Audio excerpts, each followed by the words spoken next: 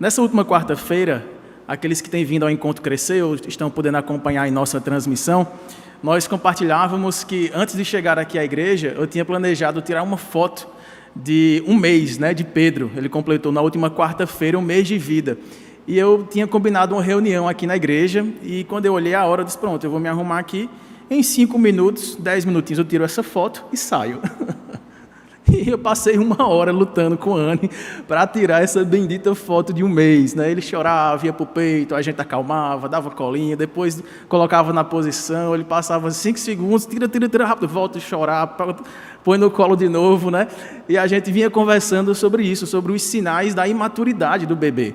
O seu sistema digestivo, tudo aquilo que está acontecendo com ele é muito novo, para a gente e para ele. E a gente tem que aprender a lidar com essa fase inicial do nosso Pedrinho. E quando eu cheguei aqui no Crescer, eu vim falar sobre isso. Nós compartilhávamos do texto lá de 1 João, no capítulo 2, versos 12 a 14, para que nós pudéssemos medir em que nível, em que estágio de maturidade, de crescimento espiritual nós estamos. E esse texto de João fala para filhinhos, para jovens e para pais. Espiritualmente falando, aqueles filhinhos que já nasceram de novo, já conhecem o pai, mas ainda sentem dificuldades com as lutas, com as tribulações, não aprenderam ainda a lidar com as tentações, até que eles crescem e se tornam jovens. E esses jovens eles já têm força espiritual para vencer o maligno, para vencer as tentações, para lidar melhor com as lutas e dificuldades da vida com Deus, mas ele ainda conhece o Pai de maneira rasa, ele ainda não consegue compreender tão bem a revelação de quem esse Deus é para ele. E ele ainda não consegue dar muitos frutos de discipulado, de pregação, de ensino. Ele ainda não gerou filhos, até que eles se tornam pais espirituais. E aí eles já conhecem o Pai mais profundamente, a ponto de anunciá-lo, proclamá-lo, para que outras pessoas sejam discipuladas e se tornem seus filhos espirituais. E nessa noite eu queria falar mais uma vez sobre maturidade cristã. Nós todos que estamos aqui nessa noite, acredito, estamos em busca de um crescimento espiritual. Até porque isto implica em obediência da palavra de Deus, que nos ensina a buscarmos crescer na graça e no conhecimento do Senhor Jesus Cristo. E é para isso que nós nos reunimos aqui dominicalmente.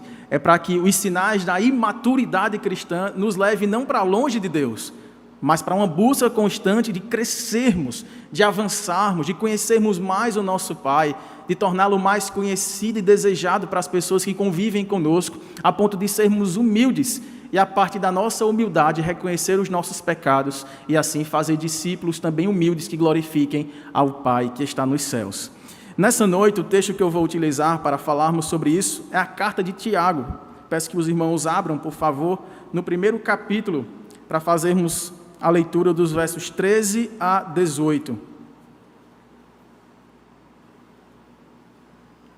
Essa é uma carta, irmãos, que traz vários sinais do crescimento, do amadurecimento cristão. Um deles é essa paciência em meio às provações externas, que está aí no começo do 1º capítulo. Lembra que Tiago é famoso pelo 2º verso, essa carta, que parece um pouco estranho. Tenham por motivo de toda alegria passarem por várias provações.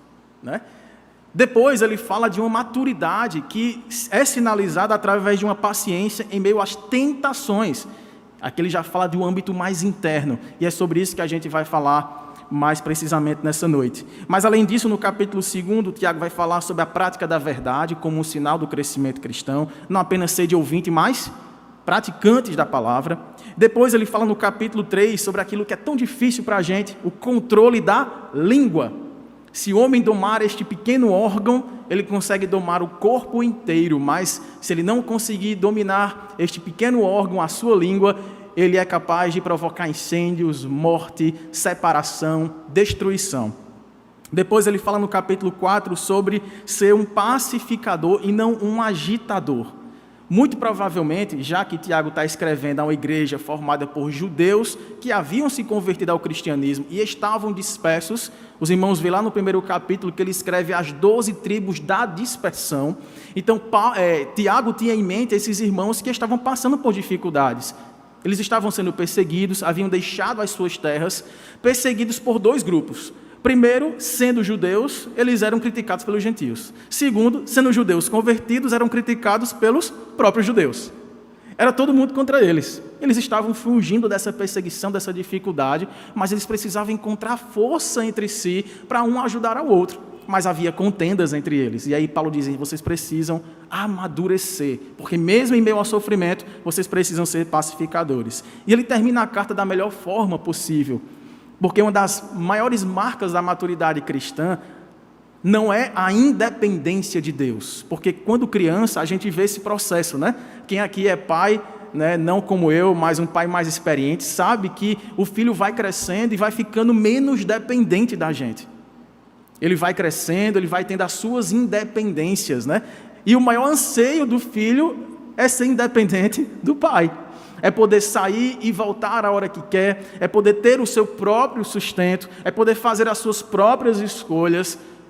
E adivinha, talvez essa seja a maior dor de um pai e da mãe, é ver que aquele filhinho que tanto dependia de você, quer o mais rápido possível se ver livre, entre aspas, de você. Ele quer criar asas e sair a conquistar os seus objetivos, os seus sonhos. Mas Tiago encerra a carta no capítulo 5, falando sobre oração. À medida em que crescemos, nos tornamos mais convictos da dependência que temos em Deus, portanto, devemos orar por tudo, até mesmo pelo pão nosso de cada dia que Deus deve nos dar hoje. Mas voltando para o primeiro capítulo, quero ler com os irmãos esse texto que fala sobre esta dificuldade com as tentações, né? São tribulações que não vêm de fora, apesar de serem estimuladas externamente, mas elas estão dentro de nós, as tentações. A partir do verso 13, Tiago nos diz assim: ninguém ao ser tentado diga, sou tentado por Deus, porque Deus não pode ser tentado pelo mal, e Ele mesmo a ninguém tenta. Ao contrário, cada um é tentado pela sua própria cobiça, quando esta o atrai e seduz. Então a cobiça, depois de haver concebido, dá à luz o pecado, e o pecado, uma vez consumado, gera morte. Não vos enganeis, meus amados irmãos, toda boa dádiva e todo dom perfeito são lá do alto, descendo do Pai das luzes, em quem não pode existir variação ou sombra de mudança, pois segundo o seu querer, Ele nos gerou pela palavra da verdade, para que fôssemos como que primícias das suas criaturas. Vamos orar? Maravilhoso Deus, nosso Pai, nós queremos render-te graças por este momento aqui juntos de culto, de adoração, em que podemos cantar louvores a Ti, em que podemos confessar os nossos pecados e em comunhão, ó Deus, ouvirmos a ministração da Tua palavra, para que sejamos edificados, transformados, abençoados por ela. Ó Deus, apesar de quem está pregando, que Tu mesmo fales ao nosso coração, por meio do Teu Santo Espírito, que é o nosso ajudador, aquele que nos faria lembrar de todas as palavras de Cristo e nos confirmaria nelas, para que assim pudéssemos crescer no Senhor e darmos bons frutos. Faz isso nessa noite, Pai. É assim que nós oramos e agradecemos em nome de Jesus. Amém, Senhor. Como eu dizia, irmãos, Tiago tem em vista um público aqui diverso, né? São pessoas, são famílias que acabaram deixando os seus lares, a sua comunidade, muitos perderam o seu trabalho, a fonte do seu sustento, a sua paz, perderam entes queridos por conta da perseguição. Aqui, o irmão de Jesus, muito provavelmente foi quem escreveu esta carta, Tiago, ele não se apresenta como irmão de Jesus. Ele toma para si um título mais humilde. Ele se coloca como servo do Senhor Jesus. Se a gente voltar à nossa lembrança, a gente vai resgatar que tanto Tiago quanto os seus demais irmãos, ou meio-irmãos de Jesus, né, já que José não era o pai de Jesus, né, a gente sabe que Maria foi concebida de forma virginal, através do Espírito Santo, mas a família de Jesus não cria em Jesus.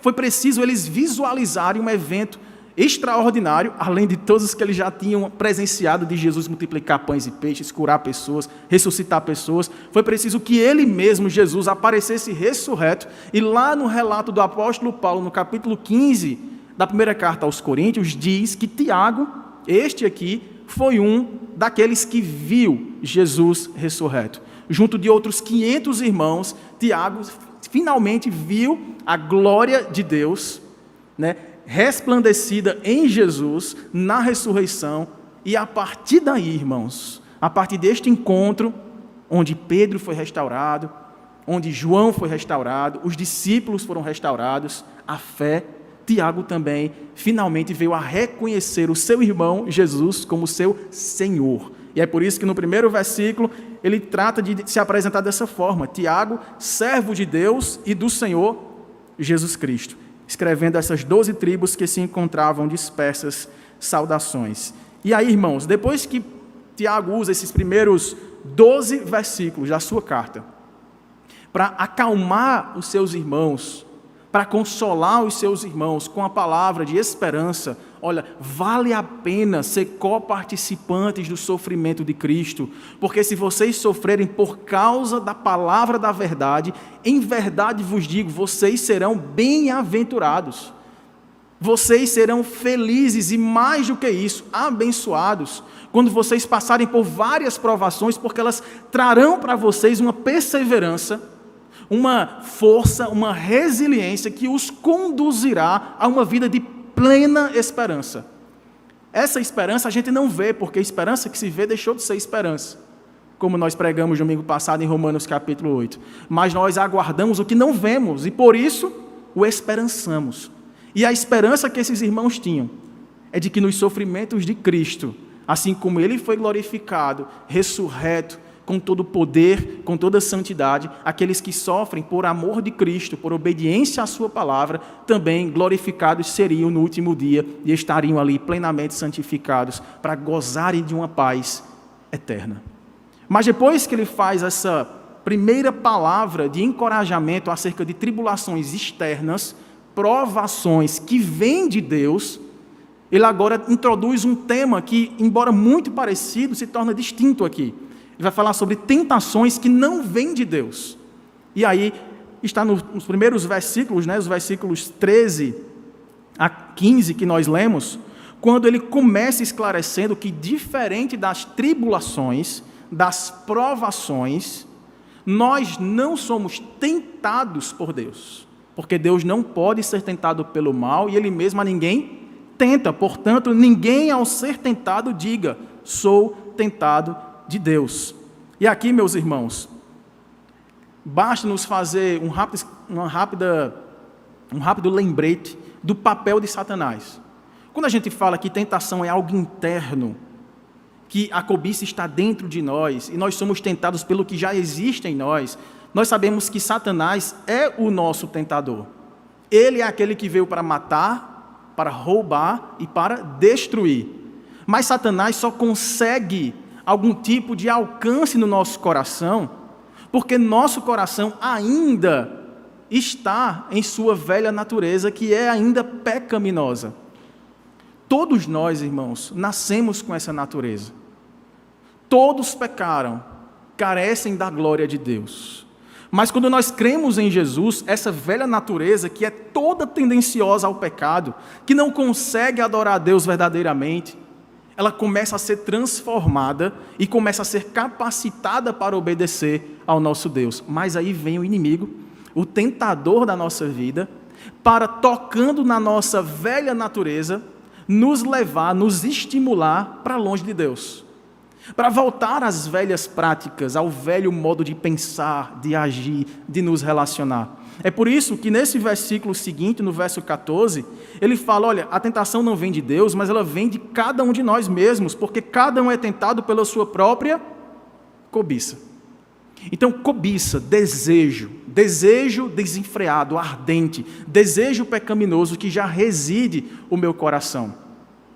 E é tão difícil a gente imaginar isso, né? Às vezes a gente está tão empolgado com a descrição que algumas pessoas fazem de nós.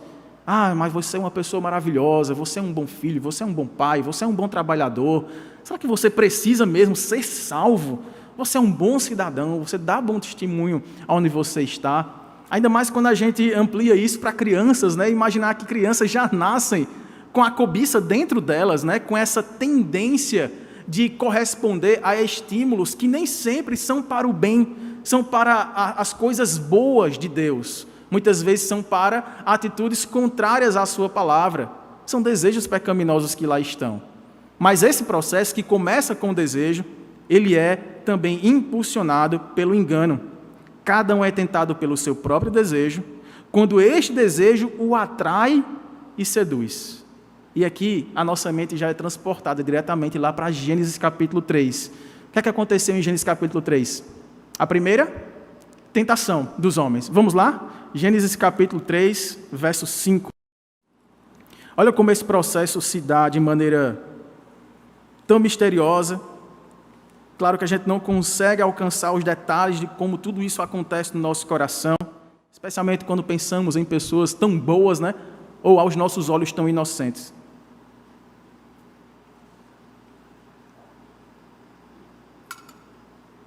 Aqui, irmãos, está um dos maiores mistérios da fé cristã. Foi motivo de muita angústia, noites em claro durante o seminário. Muitas discussões em sala de aula e, professor, mas não dá para compreender isso. Né? Porque o texto nos diz que Deus criou, nos capítulos 1 e 2, né? Deus criou todas as coisas e viu que tudo era bom.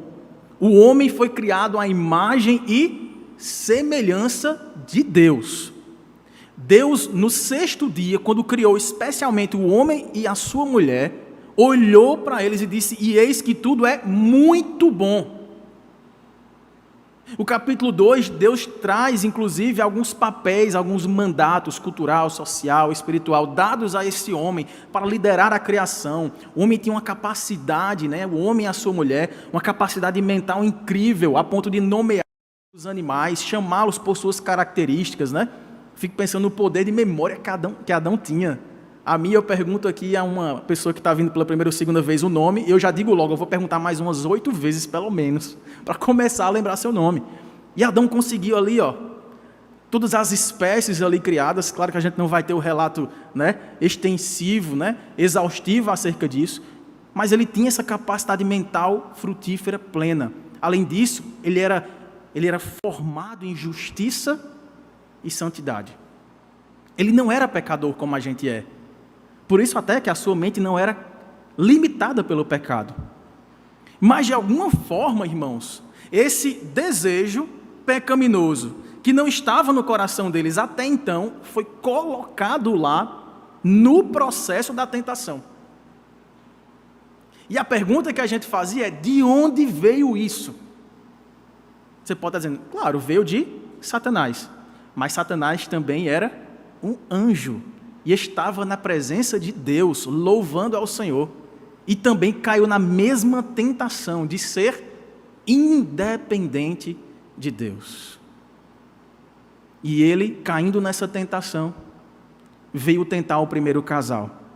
No versículo 5, olha a proposta que Satanás faz, se passando por uma serpente. Porque Deus sabe que no dia em que dele comerdes, aqui Satanás fala para a mulher, para Eva, mas veja que ele usa a segunda pessoa, né, do plural, vocês ou vós, no dia em que deste fruto da árvore do conhecimento do bem e do mal, que Deus lhes proibiu de comer, no dia que vocês comerem dele, não é? No dia em que dele comerdes, vós comerdes, se vos abrirão os olhos. E como Deus, à semelhança de Deus, sereis conhecedores do bem e do mal. Eu acabei de falar e os irmãos recordam que eles foram criados já como Deus, à semelhança de Deus. Mas aqui, Satanás lança essa tentação para fazer com que este primeiro casal, que tinha tudo à sua disposição, que era plenamente suprido em todas as suas necessidades naquele jardim de perfeição, sem pecado, com uma comunhão plena, face a face com o Criador, que ao entardecer caminhava com eles por aquele jardim, resolve ouvir a voz do inimigo de Deus, a dizer-lhes, tem algo a mais que vocês precisam buscar, e que se vocês tiverem, vocês serão iguais a Deus, conhecedores do bem e do mal. Não da forma como Deus quiser revelar a vocês o que é bom e o que é ruim, mas vocês experimentarão isso. Vocês experimentarão o bem e vocês experimentarão o mal. E assim vocês poderão julgar por si próprios. Vocês serão independentes. Vocês não precisarão de um legislador para dizer a vocês o que devem fazer. Essa foi a tentação, irmãos.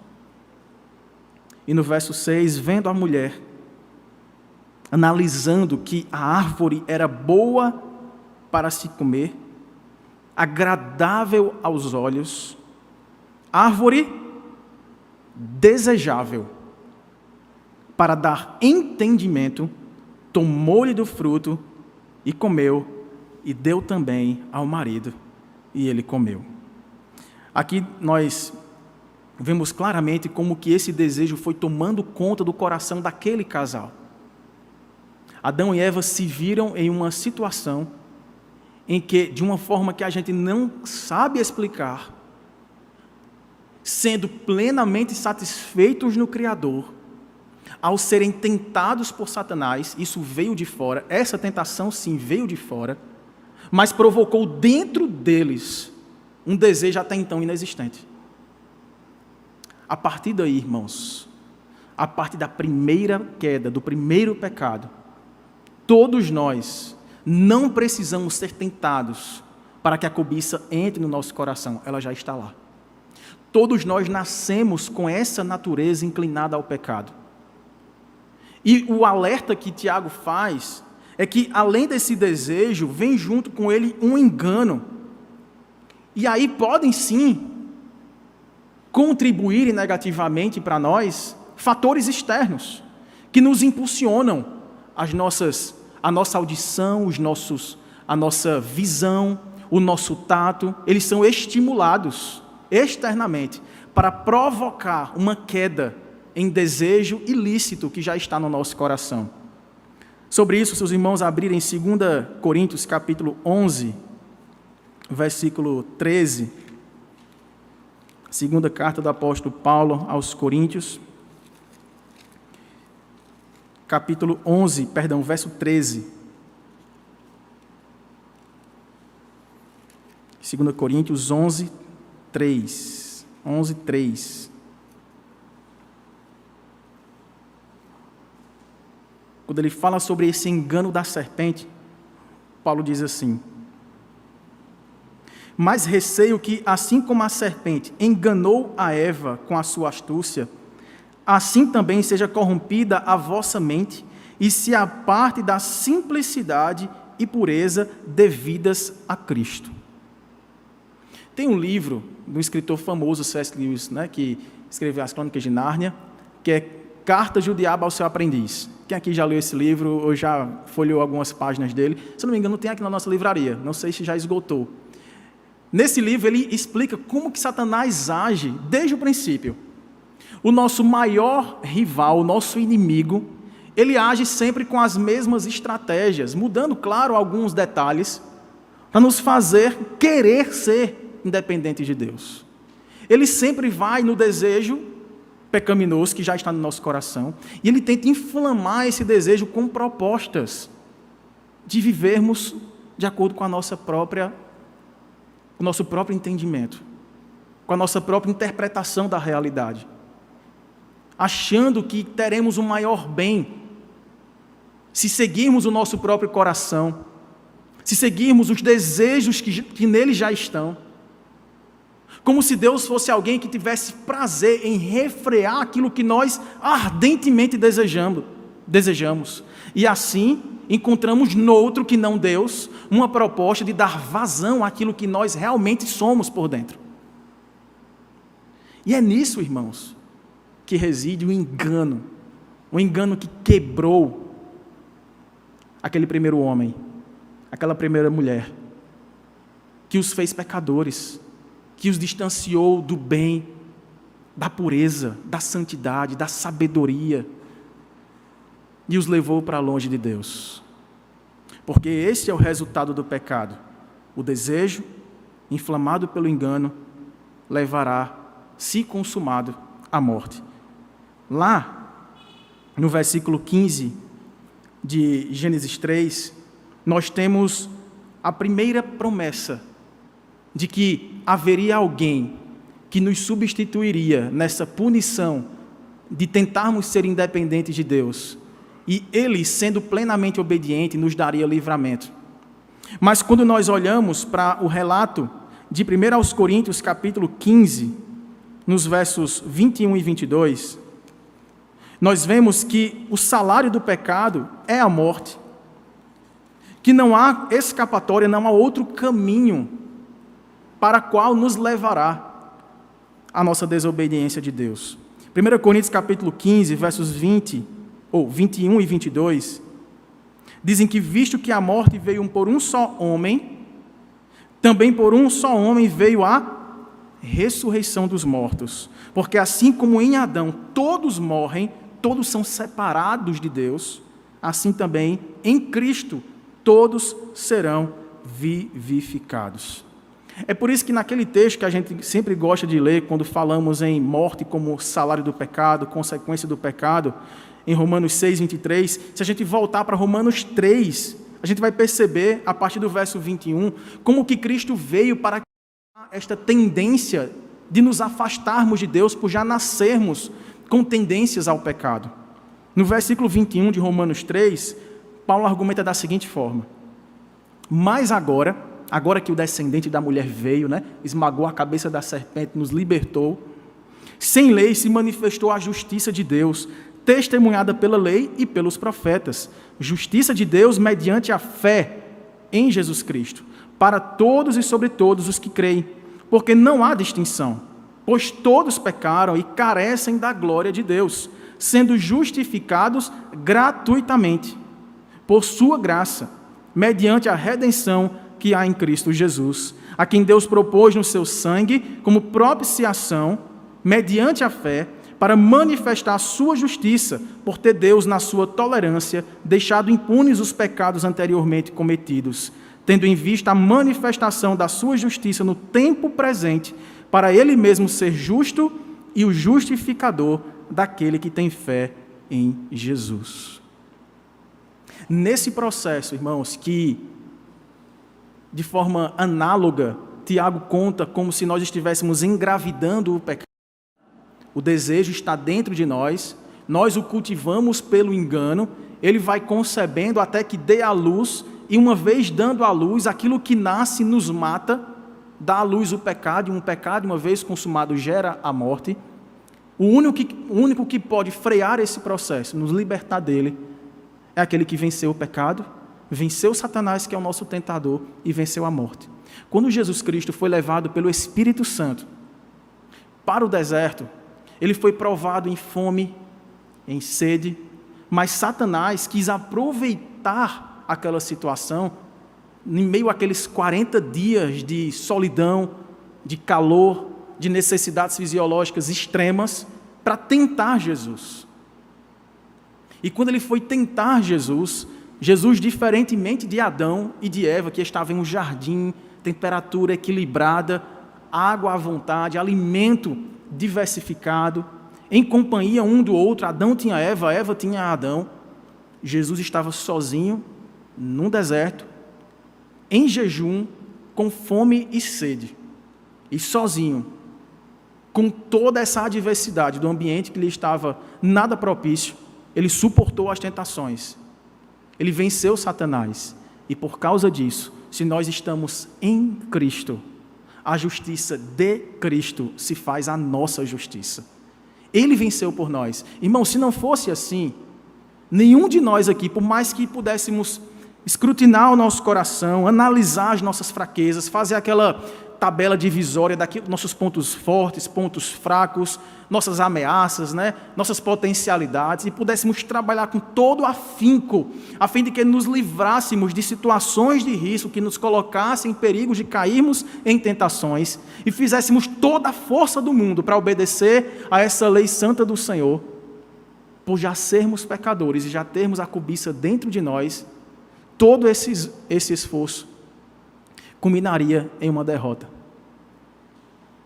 É por isso que no texto que acabamos de ler em Romanos 3, Paulo é enfático, até redundante, ao dizer: fostes gratuitamente libertados pela graça somente de Jesus Cristo, libertados da condenação do pecado e libertados do domínio do pecado. Quando a gente fala, irmãos, sobre pecado, sobre tentação, sobre luta, a gente não está pregando um triunfalismo de que agora sim eu vou crer de todo o coração que se Jesus me libertou, eu não vou mais pecar, eu vou alcançar essa santificação plena por meio de Jesus, na oração, na leitura, no jejum, eu vou fazer de tudo para não pecar, eu vou me isolar da sociedade, vou me enclausurar no mosteiro, vou tentar fugir de tudo aquilo que pode ser um gatilho para a minha tentação, seja em que área for. Mas esse esforço todo, aqui nesta vida, só nos lembrará da nova vida que virá sobre nós quando nós cremos em Jesus. Ele começou esta boa obra em nós, irmãos. Nós vamos vencer alguns desses processos.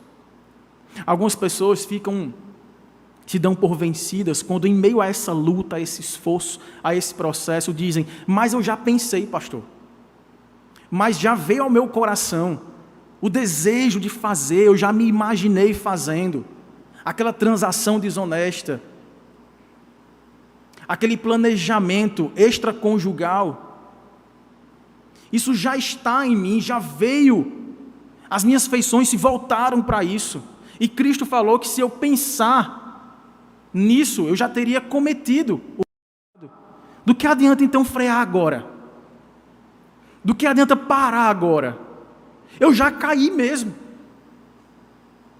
Eu vejo em mim um desejo que não é por obedecer a Cristo, é um desejo de fugir dele, de me esconder e viver do jeito que eu quero, do jeito que a minha alma grita dentro de mim.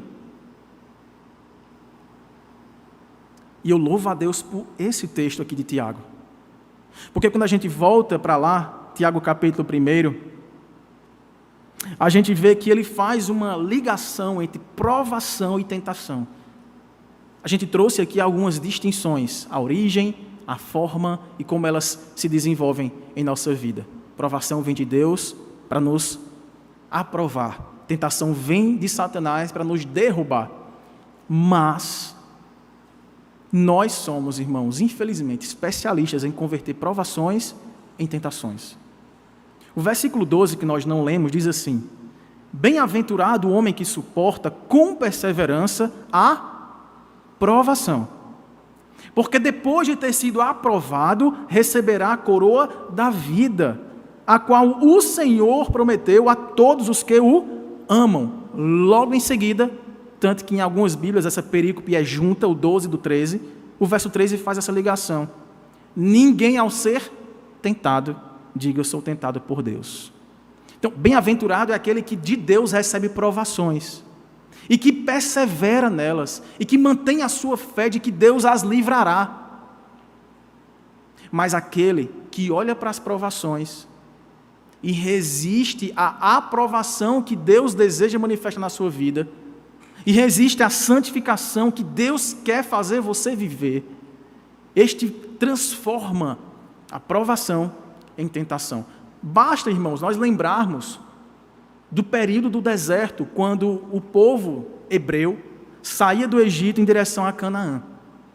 Ali eles passaram por várias provações, dadas por Deus.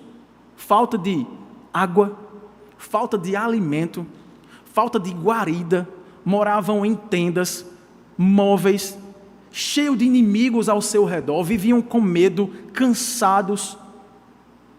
Deus estava provando o coração daquele povo, como diz Deuteronômio capítulo 8, para ver o que estava no coração do povo, a fim de que os seus ídolos, trazidos da sua antiga vida como escravos do Egito, uma nação pagã, cheio de ídolos, ilustrados naquelas 10 pragas, piolhos, água, céu e tudo aquilo que ali se continha, eles fossem ali libertados, purificados dos seus ídolos.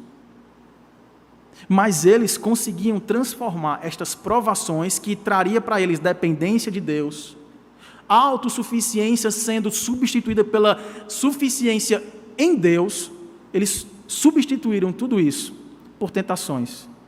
Ao passarem pelas lutas, ao passarem por guerras, ao passarem por fome e por sede, eles murmuravam contra o Senhor. E eles sentiam saudades do tempo em que eles não eram provados nessas coisas básicas da vida. Preferiam a vida de escravos, a fim de comer aquilo que eles desejavam. E Deus estava ensinando que eles não precisavam daquilo que desejavam, mas que Deus tinha algo diferente para eles, para converter o desejo deles em uma adoração constante ao Deus que tudo provê, aos que o temem e àqueles que nele esperam. Quantas vezes nós temos convertido provações de Deus na nossa vida, que não vêm para nos humilhar, que não vêm para nos abater, que não vêm para nos desanimar, nos fazer desistir, vêm para nos tirar da nossa zona de conforto, sim, mas para nos reconduzir para mais perto de Deus. E nós muitas vezes viramos as costas para esse processo e começamos a reclamar de Deus como se estes fossem sinais do abandono de Deus contra nós. Quando Deus aperta as nossas finanças, quando Deus aperta a nossa condição de saúde, quando Deus nos faz enfrentar dificuldades relacionais com as pessoas que mais amamos e que mais nos amam. Quantas vezes nós escolhemos o caminho do pecado? No aperto das finanças, o caminho da desonestidade, da sonegação, da lamúria, do jeitinho. No aperto da saúde, nós reclamamos contra aquele que é o autor da vida. E murmuramos, juntando essas duas situações de aperto, porque estamos gastando mais dinheiro com remédios do que com alimento. E a gente é rápido em converter tudo isso em ação de murmurar contra o Senhor. Quando somos tentados pela nossa própria cobiça na área sexual, e a gente se vê em dificuldade relacional com o nosso cônjuge, o caminho que nós procuramos não é o do arrependimento, o de se humilhar, pedir perdão, reconstruir.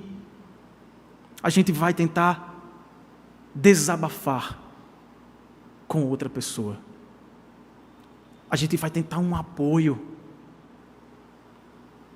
E alguns procuram caminhos de satisfação contra a pessoa que você prometeu fidelidade por toda a vida. Veja, provações do Senhor que nos fariam nos aproximar mais dEle, talvez verificando no nosso modo de ser e de fazer as coisas na nossa casa, mudarem, sermos mais simples, gastarmos menos, sermos mais amáveis, mais rápidos em perdoar. E a gente vai trocando todas essas bênçãos do Senhor por murmurações e caminhos perniciosos de pecado que nos conduzirão à morte. Porque o pecado, uma vez consumado, tendo dado à luz aquilo que nosso coração pediu no momento de aperto e de tristeza, nós não encontraremos alívio. O final deste caminho é um caminho de morte. Mas o verso 16 em diante, irmãos, o Senhor diz que o livramento, diferente das tentações que não vêm do Senhor, toda boa dádiva e todo dom perfeito vem do Pai das luzes.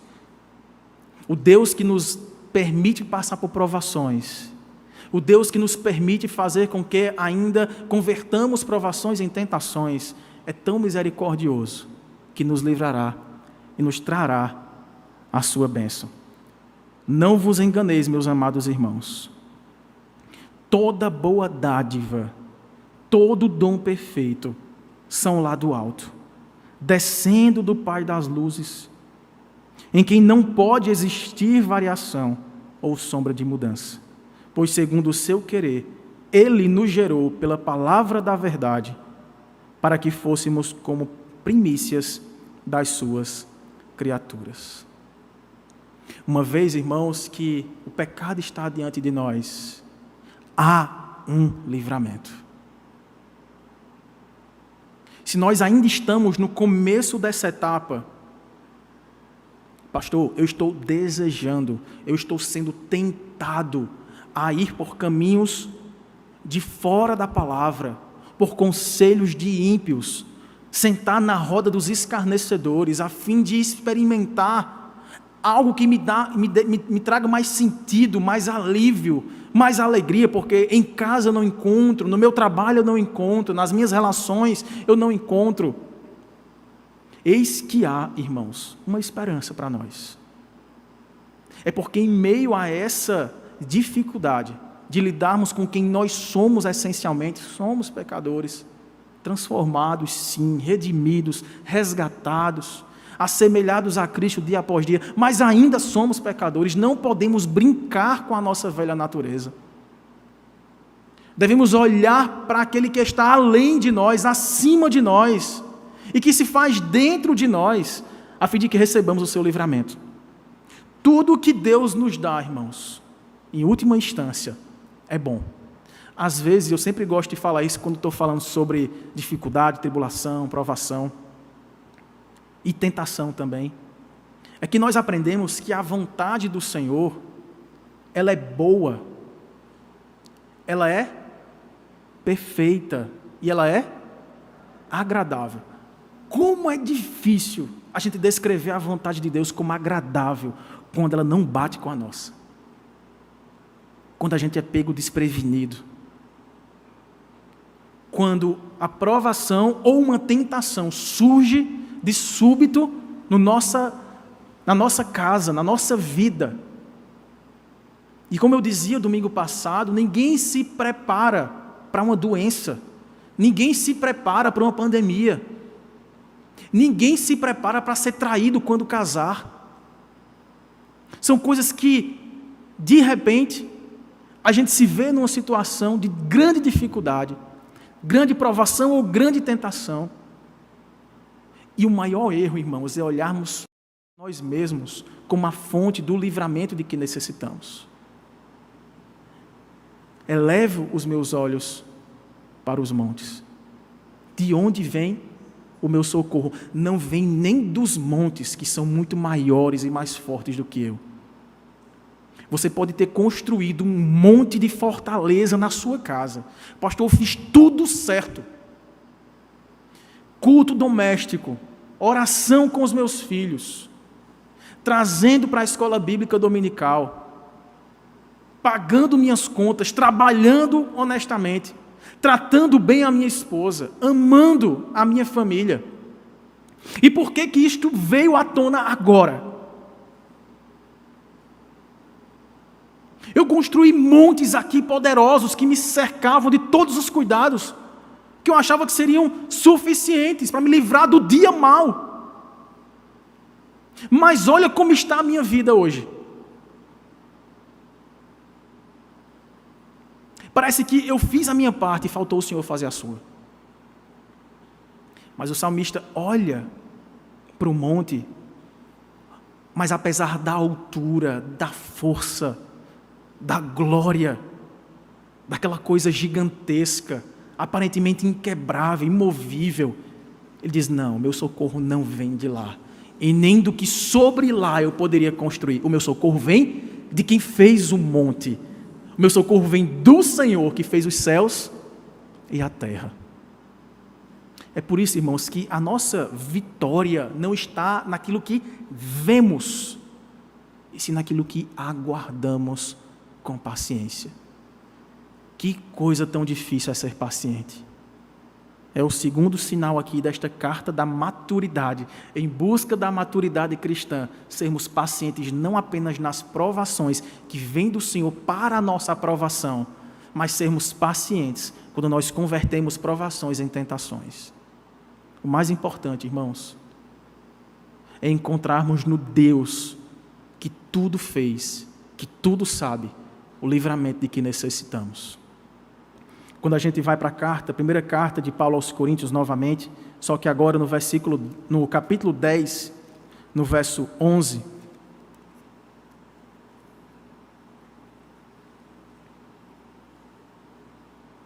verso 13, 1 Coríntios capítulo 10, verso 13.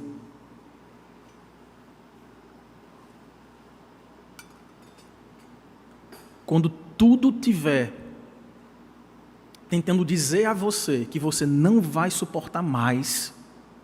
Senhor, eu aguentei até hoje, eu não consigo mais resistir.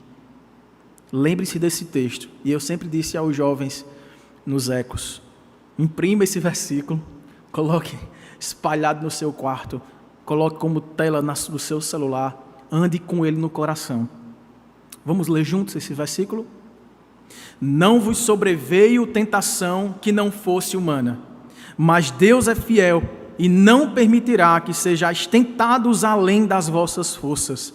Pelo contrário, juntamente com a tentação, vos proverá livramento, de sorte que a possais suportar. Momento de maior angústia, de maior luta, quando você estiver prestes a desistir não apenas de se manter puro e resistir às tentações, mas a ponto de desistir de Deus e daquilo que Ele quer prover para a sua vida. Medite na bondade do Senhor, que lhe dará livramento. Talvez o livramento não virá na hora que a gente estiver esperando. E você vai dormir dizendo, eu ainda vou dormir, Senhor, e ainda aguardo o teu livramento. A situação ainda está diante de mim. Mas o Senhor certamente lhe dará estratégias, lhe fortalecerá para levar você para longe das áreas de perigo em que você será tentado. Talvez você vai precisar renunciar a amizades, contextos, propostas. Talvez você vai precisar cortar horas de prazer, de lazer que você já tinha programado, experimentar com seus amigos, com seu grupo de trabalho no happy hour. E você vai precisar dizer, Senhor, o livramento que eu preciso só encontro em Ti, então é no Senhor que eu vou buscar. E eu só saio daqui quando o Senhor me der o livramento que eu preciso. É esta perseverança, irmãos, que Deus quer moldar no nosso coração. Não sejamos como crianças que se acostumam rapidamente com o brinquedo, já deixam de lado e querem sempre alguma coisa a mais, uma coisa nova para se satisfazerem. Que não sabem receber não ainda, têm dificuldade de serem contrariadas.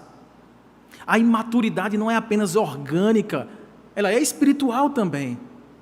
Mas quão triste é envelhecermos como crianças espirituais, que não nos acostumamos a confrontar o nosso coração e sempre acharmos culpados para as nossas fraquezas, para as nossas quedas. A culpa é da minha esposa, a culpa é dos meus filhos, a culpa é do meu trabalho que não me reconhece, a culpa é da igreja que não prega certo, a culpa é do ministério que não me integrou novamente. Irmãos, nós precisamos dessa maturidade espiritual. Seja paciente. Quando tudo estiver caindo ao seu redor, lembre que há um Deus que te sustenta, que te guarda. Um Deus que te ama apesar de você. Um Deus que me ama apesar de mim. E um Deus que está pronto para converter as nossas lágrimas de luto, sofrimento, dor, em lágrimas de alívio. Sabe quando a criança para de chorar depois de muito tempo de cólica e dá aqueles sorrisinhos de alívio? E o papai e a mamãe ficam assim, vale a pena todo esse esforço só para ver essa carinha de alívio? É essa carinha de alívio que Deus quer te dar também. Não pense que Deus está brincando com os seus sentimentos. Não ache que Deus tem prazer no seu sofrimento. Deus tem prazer em transformar você em quem você nasceu para ser. Em resgatar você de onde você estava indo e trazer para onde você deve estar. Para que você cresça. Sinal de amadurecimento, sinal de crescimento, é aumento de dependência em Deus. Aumento da gratidão. Entristecidos, porém sempre alegres. Perseguidos, mas amparados por Deus. Denegridos, difamados, mas sempre prontos a darem o bom testemunho e exalarem o bom perfume de Cristo. Isso só é possível, irmãos, porque é o Senhor que nos dá o seu dom. É o Senhor quem virá no tempo da angústia. É o Senhor quem fará do jeito certo as coisas acontecerem na nossa vida. Porque o Senhor não muda. É com essas palavras que Tiago encerra essa porção, dizendo: Deus não pode variar, não há nele sombra de mudança, pois segundo o seu querer, Ele nos gerou pela palavra da verdade. Deus não pode mentir. E tendo assim a palavra da verdade, gerando esta nova vida de fé, nós somos como que primícias das suas criaturas. Há uma redenção que começou em nós, que afetará todo o universo. Nós fazemos parte de uma história de redenção. A nossa vida tem um perfeito propósito. Aliás, essa palavra perfeito é a que mais se repete aqui nessa carta. Não porque nos tornaremos um dia impecáveis. Nos tornaremos sim adultos, maduros. Esse é o sentido. Calejados. Quando vier a tribulação, a gente não se desespera. Quando vier a vitória, a gente não se desarma e acha que agora vai ficar tudo bem. A gente não vai precisar mais buscar a Deus em oração. A vida do cristão, irmãos, é mesmo sofrendo, buscando a Deus de todo o coração, mesmo não entendendo muitas das coisas que nos acontecem, a gente seguir firme no propósito que Deus estabeleceu para nós, fazer contribuir tudo para o nosso bem, a fim de que sejamos conformados à imagem do seu Filho. Este é o projeto que Deus tem para mim e para você. Doa o que doer, aconteça o que acontecer, nós passaremos pela forma de Deus. Cabe a nós sermos pacientes e esperarmos o livramento do Senhor. Vamos orar? Maravilhoso Deus, nosso Pai, como nós somos pequenos, inconstantes, fracos, como crianças muitas vezes, Pai. Como a gente não consegue aguentar uma dor, a gente já se desespera, já chora, já joga tudo para o alto, já quer buscar um caminho, um atalho, uma saída. Ó Deus, nos perdoe, Pai, pelas vezes em que perdemos a oportunidade de sermos aprovados e crescermos na Tua graça, transformando provações em tentações. Ó Deus, nos ajude a amadurecer na nossa fé, a sermos humildes, pacientes, ó Pai, longânimos, benignos, misericordiosos. Nos ajude, ó Deus, a passarmos pelas provações, dando glórias ao Senhor, e quando estivermos em tentações, que achemos esse livramento do Senhor, a fim de que não consumemos o pecado que grita no nosso coração para ser libertado. Que Tu nos libertes dele, para a glória do Teu nome. Ó Deus, nos ajude a glorificar ao Senhor, mesmo nas horas mais incompreensíveis, para que de fato testemunhemos quem é o Senhor da nossa vida. Não somos nós mesmos, não é o meu bem-estar, é o Senhor e aquilo que a Tua palavra prometeu para nós. Oramos assim com gratidão, em nome e para a glória de Jesus. Amém, Senhor.